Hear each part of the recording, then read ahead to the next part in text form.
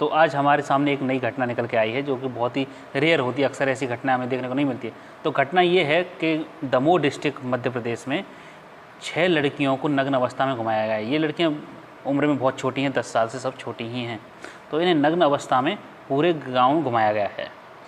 अब कारण ये है कि वहाँ के लोगों का ये मानना है कि यदि हम उन्हें नग्न अवस्था में घुमाएंगे तो इंद्र देवता प्रसन्न होंगे और बारिश होगी। अभी जो सीज़न चल रहा है वो धान की फसल का चल रहा है और धान की फसल में लगता है पानी ज़्यादा।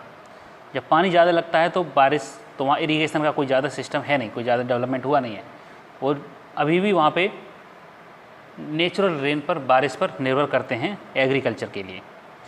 जब धान की फसल सूखनी शुरू हो गई है तो वहाँ के लोगों का मानना ये है कि यदि हम ऐसा काम करेंगे, लड़कियों को नग्न अवस्था में घुमाएंगे तो बारिश होगी और हमारी फसल बच जाएगी।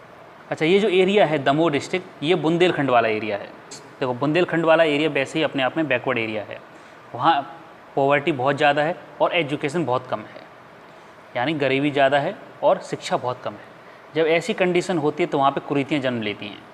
कुरीतियाँ जैसे कि ये अभी जो हमारे सामने जो जिक्र आया है, या भूत प्रेत जैसी बाधाएँ, या हमारे सामने जो समझ से निकल के आती हैं जैसे अंधविश्वास, या कि हम ये प्रथा करेंगे तो ये हो जाएगा, ये करेंगे ये हो जाएगा। जैसे बच्चों के जन्म के लिए अच्छा लड़का पैदा करना है तो इसके लिए ये प्रथा, ये तो अक्सर कई सारी कुरीतियाँ होती हैं तो वो जन्म लेती हैं। उसी का ही हमें सीधा सीधा एग्जाम्पल यहाँ देखने को मिलता है। जब ये घटना सामने निकल के आई तो इसे इंटरनेशनल मीडिया ने बहुत ज़्यादा कवर किया। हमारी जो नेशनल मीडिया है उसमें इतना इसका जिक्र नहीं है, लेकिन इंटरनेशनल मीडिया ने इसे काफ़ी ज़्यादा फॉलो किया है।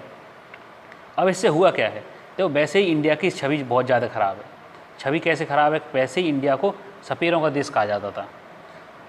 तो ये हमारे लिए बहुत ही शर्म की बात हो जाती है। देश हमें किस तरह से जज करेंगे, दूसरी कंट्रीज़ कैसे जज करेंगी कि नहीं अभी भी इंडिया में ऐसी कुप्रतियाँ होती हैं, ऐसी कुरीतियाँ हैं। तो ये बहुत ही एम्बेरसिंग मोमेंट है इंडिया के लिए।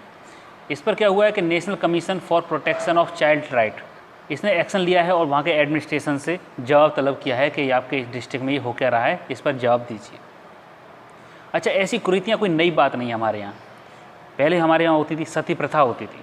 ये बहुत बड़ी कुरीति थी, बहुत बड़ा अंधविश्वास था। इसे राजा राम मोहन रॉय ने इसे ख़त्म कराने में बहुत बड़ा योगदान दिया है।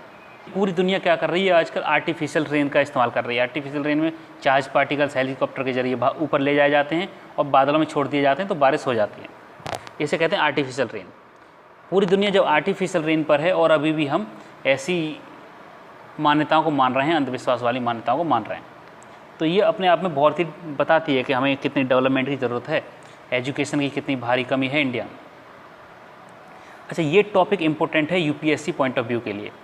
इसमें क्या होता है, रिटन मेंस एग्जाम में क्या करती है यूपीएससी, अक्सर ऐसे क्वेश्चंस पूछ लेती है क्योंकि चाइल्ड से रिलेटेड है तो यूपीएससी का फेवरेट टॉपिक बन जाता है। यूपीएससी मेनली फोकस करता है विमेन और चाइल्ड के इश्यूज़ को लेकर, तो ये उसके लिए इम्पोर्टेंट टॉपिक बन जाता है।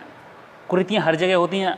आप मुझे कमेंट करके बताइए कि आपके एरिया में या आप जहाँ से बिलोंग करते हैं तो वहाँ पर कैसी कुरीतियाँ चलती